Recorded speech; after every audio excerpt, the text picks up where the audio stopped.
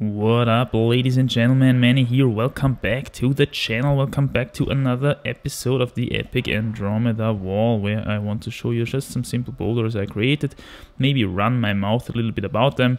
We're gonna start out with the hardest one actually this time. I called it Maze. It should be around 7C, 7C plus in that direction. And it's really simple, you know, big moves on bad holes, really pinchy I have to say, and slopey. And we've only got those tiny little wooden screw-ons that I made myself for stepping. And this makes the whole problem really interesting. We got quite a lot of precision in there when it comes to stepping, and also a lot of body strength. Starts out with this really far move actually on the first pinch, basically from the start pinch to the first pinch with the left hand, and this is why this boulder is called Maze, because this hold actually looks like a little bit of a corn cob, you know. And then we got another big move onto this pinch sloper, and then this really crazy body strength Gaston move onto this other pinch up there, which is kind of shouldery in this position. And then you gotta match that one, turn around your hands, really make this crazy drop knee and make a huge dyno to this big orange hold here. Let's see how it went down during the ascent. I don't know, I just really like this problem. Big move here for starting, just so at the limit for my reach already. Repositioning the feet, drop knee, matching this one. Big move again onto the pinch sloper, and then really precise stepping here, locking off this this hold basically, and engaging all the back muscles in a huge Gaston-y body strength move. Matching that stuff, letting the left foot go, and instantly hitting the next hold, the next wooden foothold there, and big dyno to the orange chuck up there. Yeah, really like this problem. It's pretty cool, I think.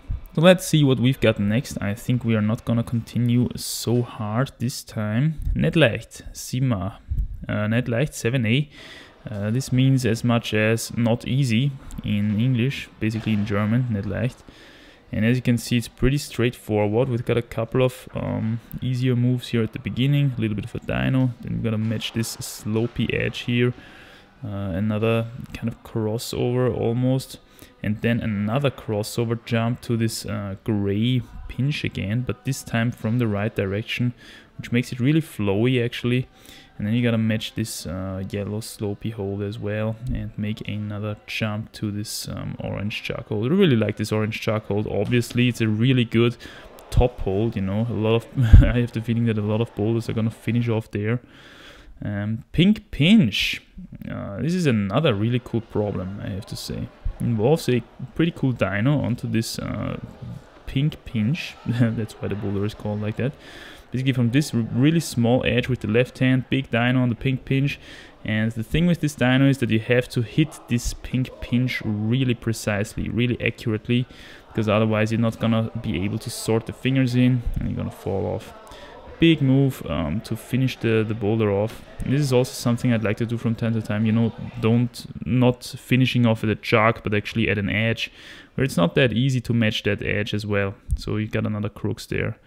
Deadlight 7A. So here we've got as well not easy, or not easy as well, you could say in English. Again, pretty cool start here with a move on a sloper, Gaston-y move then, matching on another pinch and reaching further. And here just some really classic standard lock-off moves, I have to say.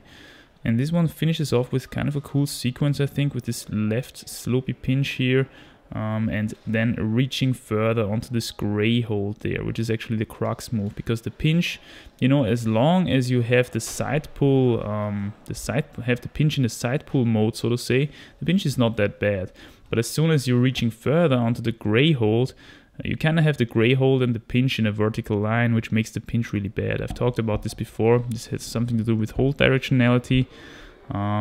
Pinches that can be utilized as side pulls basically are just that, side pulls really. And a pinch becomes really interesting once you really have to pinch it, which only happens when you have them aligned in a vertical manner. So here we have a 6B, 6B/plus boulder maybe, Schulterer I think it's called, which means as much as shoulder move, so to say. And it's basically a couple of better holds lined together with one pretty cool shoulder move. Again, we've got only wood for stepping here, which makes it kind of interesting from a precision and body strength point of view. And here we have the campus boulder number 3, which I think could be the hardest campus boulder on this wall so far. It's about 7B, feels like 7B/plus or something. And you know, the reason why I like to do these campus boulders, I've talked about that before, is because of momentum management.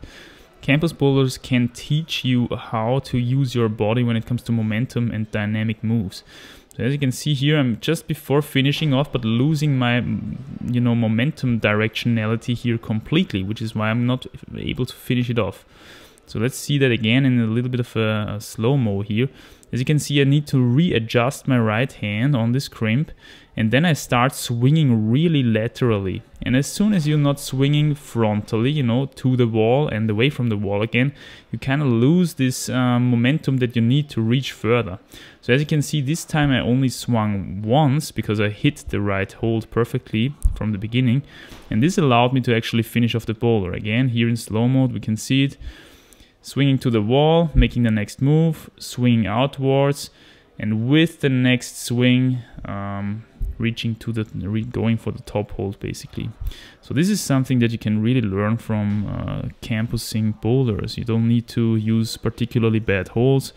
This can just be as well experimented with on better holds, I would say. So just for finishing off this video, I just wanted to show you a couple of shots that we made recently as well. Experimenting with kind of a new filming technique, you know, because I want to obviously get also some close-up shots from these holes that we have here on this Andromedawall. But it's always kind of hard, you know, to get the ladder out and step up there. So I figured why not just simply put the camera on a stick or something and elevate it a little bit. And I think that's how they did it in all these old bouldering movies, I think. So why not just do that in the gym to get some close-up shots from some of these boulders? This is a project of mine that I'm working on at the moment. It could be 8A already. I think it's the hardest boulder so far on the Andromedawall. Feels really cool. Yeah, let me know what you think of this kind of perspective. I will try to incorporate this more in the future, basically, during these boulder sessions. So yeah, that's it for this episode, basically. Don't forget to drop a comment and a like if you liked it. It's always appreciated, and I'll see you soon in the next one, guys. Bye.